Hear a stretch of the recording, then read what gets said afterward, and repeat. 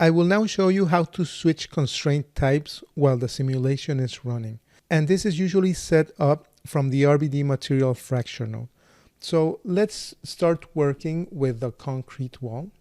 So for now, I will leave the plaster as is. So the light gray material is the plaster and the dark gray is the concrete.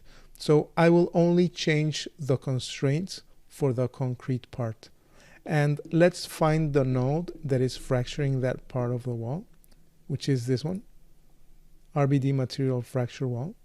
And let's go to its properties and find the constraints tab. So remember, we adjusted the strength and we left alone this part switch to soft constraints when broken. So now let's turn this option on and let's see how the simulation works. So go back to frame 1 and press play. So now notice how, although the concrete is breaking, it's still holding up and it won't separate. So you can see how the pieces here kind of bend and then they try to restore to their original position. And these are the soft constraints kicking in. So let's try to see this in slow motion. So of course the plaster will break and fall, but the concrete will try to bend back to its original place. So let's take a closer look at the constraints properties.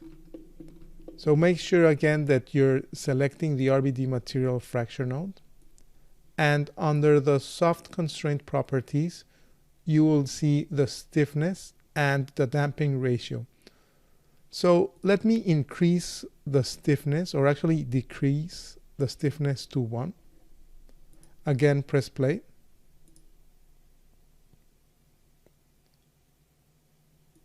And you'll notice how now the pieces are shifting outward much more. And of course, this doesn't look natural, but it will help me to show you how the constraints are working. So I will select my RBD bullet solver, and remember at some point we changed the color of the wall's constraints. So these blue constraints are the ones from the concrete. And now take a look how they are holding together. These are not breaking. And they are holding together the pieces almost like if they had some plasticity. It's not exactly a plasticity attribute, but it's something similar. So let's go back to frame 1. And now let's increase this attribute. So again, go back to your RBD fracture for the wall. Let's increase the stiffness to say 20. And I'm going to reduce a bit the damping ratio to 0.5.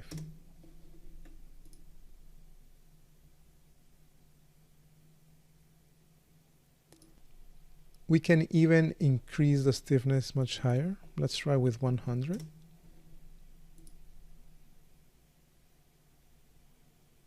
Okay, and let's go with this. So I'm going to look through the camera now. And of course, it doesn't look natural for a concrete wall to hold up like this, but maybe you're simulating wood or rubber, and this would make perfect sense. So I will now show you how to transfer the motion from the concrete wall onto a plane. For example, say you want to render a rubber wall rather than to see the cracks on the wall. We could transfer this motion to a different object. So first of all, make sure that your RBD bullet solver is being output, and click on the eye icon just to see the information. So a very important thing to consider about the RBD bullet solver is that it's outputting packed primitives. So if you check here, it says 949 packed objects. So right now we need the actual geometry to be able to transfer this motion into a plane. So let's try unpacking this first. So add an unpack node. Connect it here to the output of your RBD bullet solver. And again, check the information. So now we have 13,000 points and 8,000 primitives. And another important thing is that we have a primitive attribute called name. So let's go to our spreadsheet and check this name attribute. So here we go. We have a plaster name with a suffix for every piece. And for sure we have a wall name, again with a suffix for every single piece that was generated. So what I'm going to do next is add a blast node. And for now, I'm only going to blast the pieces of the wall. So group type change to primitives, and now type under group at name, which is the attribute that I'm going to use to delete, equals wall asterisk. And you need to add the asterisk because remember there are several pieces called wall. So now I'm only deleting the parts of the wall, and you can click on delete non-selected to delete, in this case, the sphere and the plaster. So for now I'm just going to stay with the concrete wall. And I'm going to create a grid object. Make sure it's facing the XY plane as well as the wall. So if you press spacebar W, you can see the wireframe. So I'm going to select the grid and template the wall. Change the grid size to match the size of the wall. So if you don't remember the size of the wall, you can always copy its parameters. So click on the initial box that created this wall. Copy the size parameters and paste them on the grid. And we can also change or actually copy the parameters for the center and paste them here on the center of the grid. So now they should be aligned. So let's take a look on the top view. So I'm just going to move the grid a little bit more towards C. So I will middle click on the center C attribute and drag just to shift it a bit forward. So now we have it aligned. I will also increase the subdivisions. So I will take the rows up to 40 and the columns to 100 just to have enough information. And finally, I will add just below the blast a point deform node. So to use this node, we need an animated geometry, which is the wall. Then a static frame. So I will lay down a time shift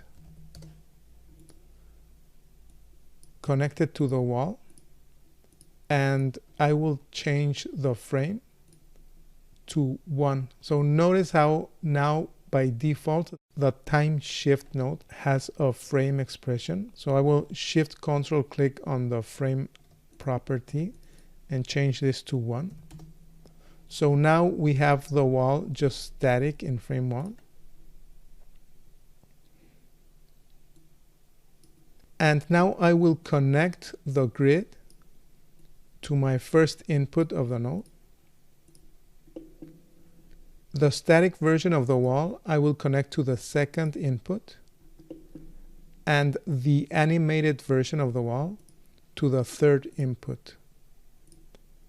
So now let's click on the point deform node and see how it's transferring the motion from one object to the other. So this would be a rubber wall being deformed by the concrete pieces. And we could use this geometry to render. So I may also smooth a bit this geometry. I will add a smooth node.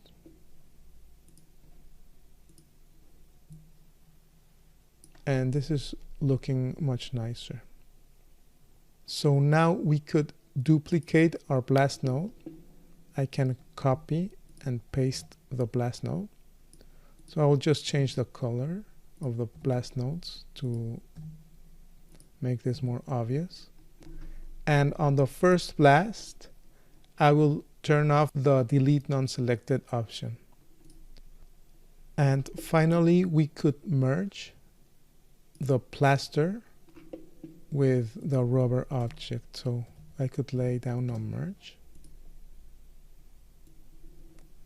put my node just below the merge, and bring in the plaster on the left hand and the rubber on the right hand. Let's take a look through the camera. And now everything is working as expected, and we could render these pieces with a different material.